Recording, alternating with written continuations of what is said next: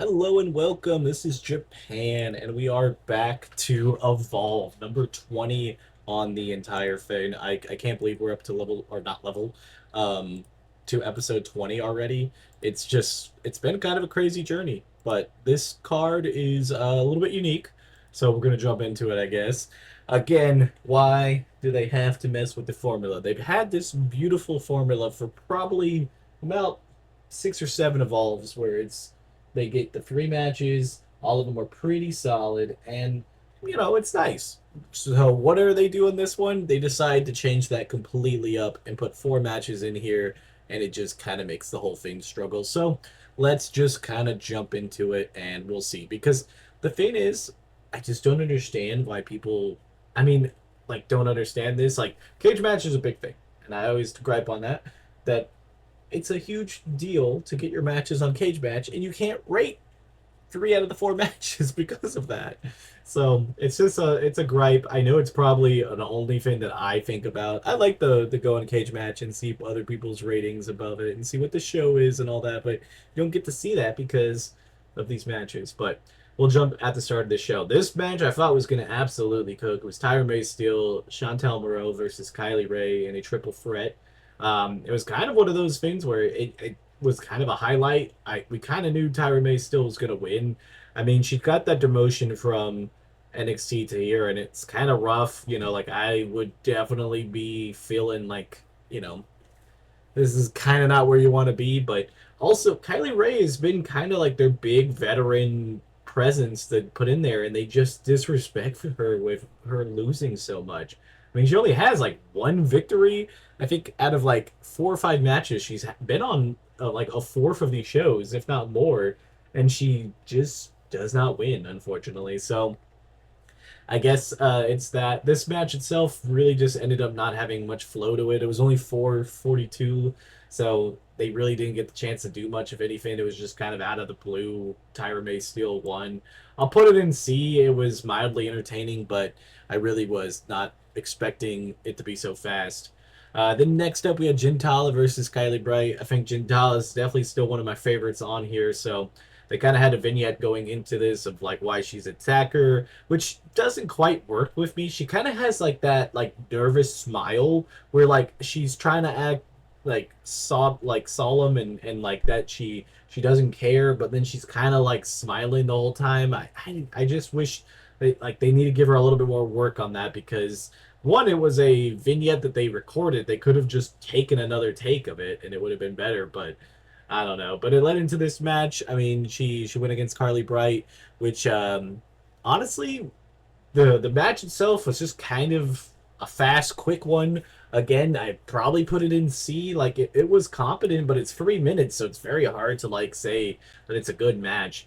The big thing about it was that towards the end of the match, Wendy Chu came down and talked to, or like got in the face of Kendall Gray, which distracted her and Kylie Bright. Now, I'm 100% on board Gintala, Wendy Chu as being a tag team. I feel like tag teams are kind of the way of like they need to have on this show because you get so many more people work. Even if you're going to do a 4 to 5 minute match and you have 4 workers in there instead of the normal 2, you could still do the 3 match fin and have way more people on the card. And the tag division will work. The men's ones are trying to do some type of stuff, so the women need to go in there and do that. Plus, you can have an excuse to call them up to NXT to take a match against like the title or to like have a number one contenders match. Like there's so many opportunities that you can get them more TV time.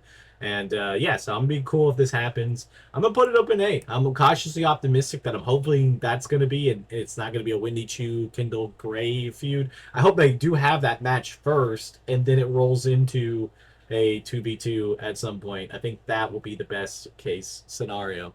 Then we had Keanu Carver talking about that he's on the hunt for the ID program people. I do think they ruined this storyline because he's going after all the big dogs. They should have him just going after smaller people for a lot longer and have this as a slower burn.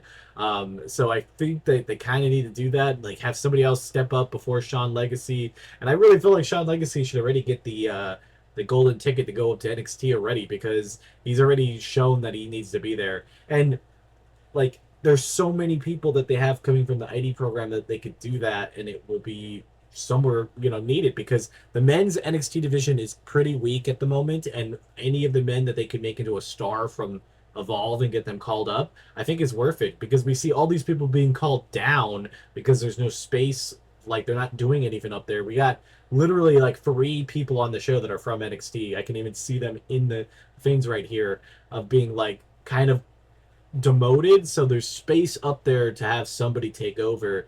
And I think Sean Legacy would be good. Kiana Carver could be good. So like they need to do those type of things, and they need to do it fast. So like this should be him going against one or two more ID people, and then him going after Sean Legacy. But it shouldn't just be Sean Legacy next, because it just it's kind of pointless unless they both get in the call-ups, I guess.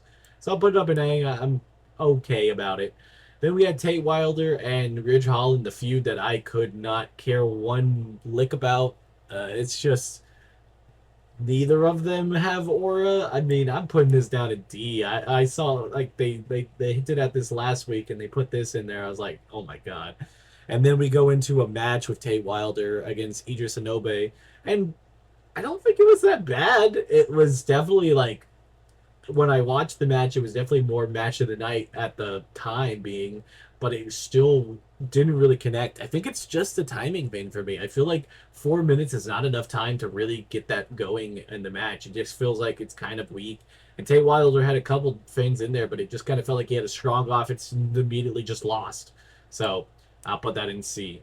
But yeah, also Dante Chen attacked Nidris Inoue afterwards to set up a match, I think, next week with them. So we already got some of the matches next week. So we have for sure this match right here, Inoue and Dante Chen.